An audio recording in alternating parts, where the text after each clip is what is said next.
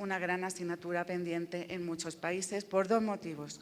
En muchos países hay una creciente privatización de la educación y también posiciones que consideran la educación como un servicio sujeto a las reglas del mercado, de tal manera que los límites entre lo público y lo privado son muy difusos.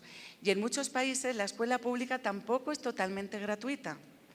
Hay diferentes costos que a lo mejor no son de matrícula, pero son costos indirectos de útiles escolares, de uniformes, de materiales, que son muy onerosos para las familias de escasos recursos, que según los estudios que nosotros tenemos, dedican más en proporción de sus ingresos a la educación que las familias de mayores recursos.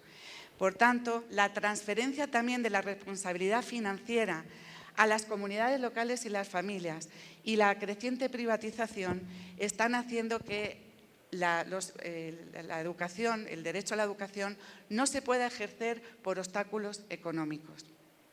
Por tanto, yo creo que ahí uno de los desafíos que tenemos es eliminar cualquier costo de la educación pública, porque la escuela pública es la que tradicionalmente ha tenido el rol de asegurar la mayor igualdad de oportunidades.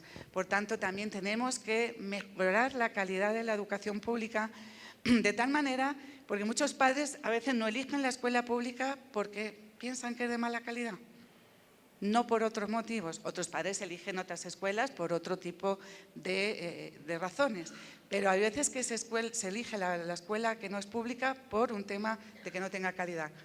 Y para también asegurar este derecho a la educación y tener mayores inversión, hay que hacer pactos sociales y fiscales para aumentar la inversión pública en educación, pero sobre todo no hay solo suficiente aumentar la inversión.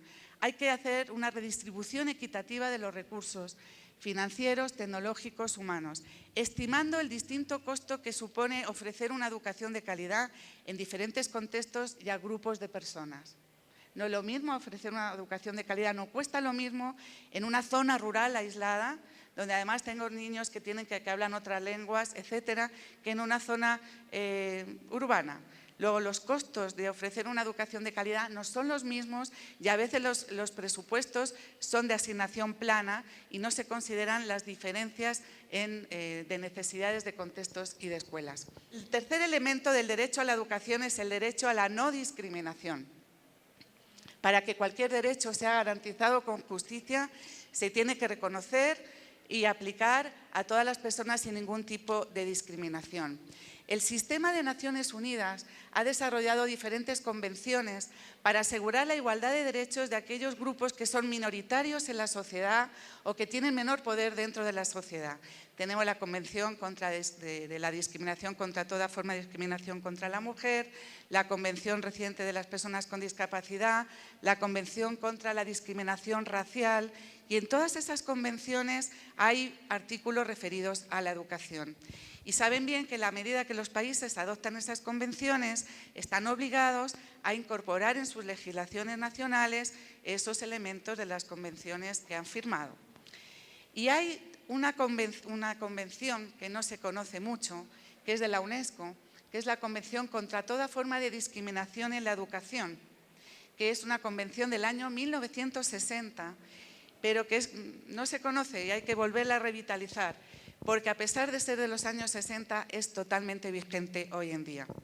En esta convención se señala que hay discriminación en educación cuando hay cualquier distinción, exclusión, limitación o preferencia basada en la raza, sexo, lengua, religión, motivos políticos u otros tipos de opinión, origen social y económico, país de origen, que tiene como propósito o como efecto limitar a determinadas personas o grupos acceso a cualquier tipo y nivel educativo. Proporcionar a determinadas personas una educación con inferiores estándares de calidad. Establecer o mantener sistemas educativos o instituciones separadas, segregadas, para personas o grupos. Y otorgar a determinadas personas un trato incompatible con la dignidad humana.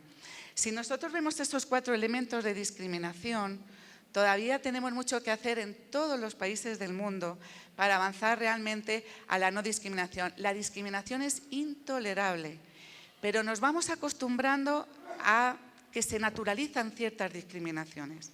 Pero cualquier discriminación desde un enfoque de derechos es intolerable y tenemos que luchar para que no haya discriminación alguna en la educación. Si vemos esos 4 elementos, obviamente hay grupos sociales que están en una grave situación de discriminación.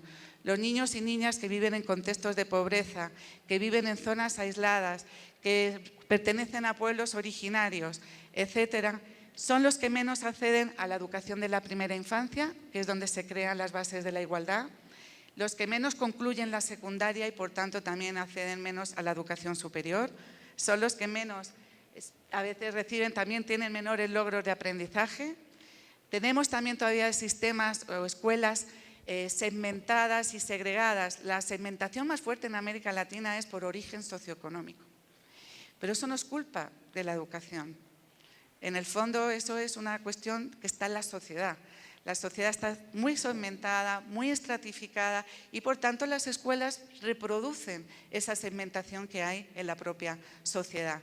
Pero todavía también tenemos muchas escuelas para niños con discapacidades, hay programas espaciales para niños migrantes, todavía tenemos que superar las modalidades segregadas. Y también todavía tenemos mucho que hacer para otorgar un trato digno a todas las personas. Cuando un niño no se le asegura el derecho de aprender en su lengua materna o cuando no se valora su origen, su cultura de origen, estamos dándole un trato que no es acorde a la dignidad humana. Cuando no se consideran o no se valoran ciertos valores de esa cultura, etcétera. Por tanto, tenemos todavía mucho que hacer para avanzar hacia una educación sin ningún tipo de discriminación. Otra seña de identidad del derecho a la educación es el derecho a la participación. El hecho de asegurar la igualdad de condiciones para que todos los estudiantes participen lo más posible en el currículum, las actividades educativas y la vida de la comunidad. Y como ya también dije antes, en realidad la participación es una de las finalidades de la educación. Para asegurar esa participación de todos, que no es fácil, hay que avanzar hacia diseños universales de aprendizaje. Igual que se habla de diseños universales a nivel arquitectónico, inspirados en esa idea, ahora hay todo un movimiento hacia los diseños universales de aprendizaje que significa, de manera muy sencilla y muy simple, que cuando planificamos el currículum, cuando planificamos la programación del aula, tenemos que hacerlo pensando en que tenemos alumnos diferentes en las aulas y en todas las escuelas. En lugar de planificar pensando en un alumno promedio en cuanto a origen social, cultural, económico, capacidades, etcétera, y luego tener que hacer ajustes individuales o adaptaciones curriculares individualizadas para dar respuesta a las necesidades de todos aquellos que no tienen cabida en una programación que está realizada desde una lógica de la homogeneidad y no desde la diversidad.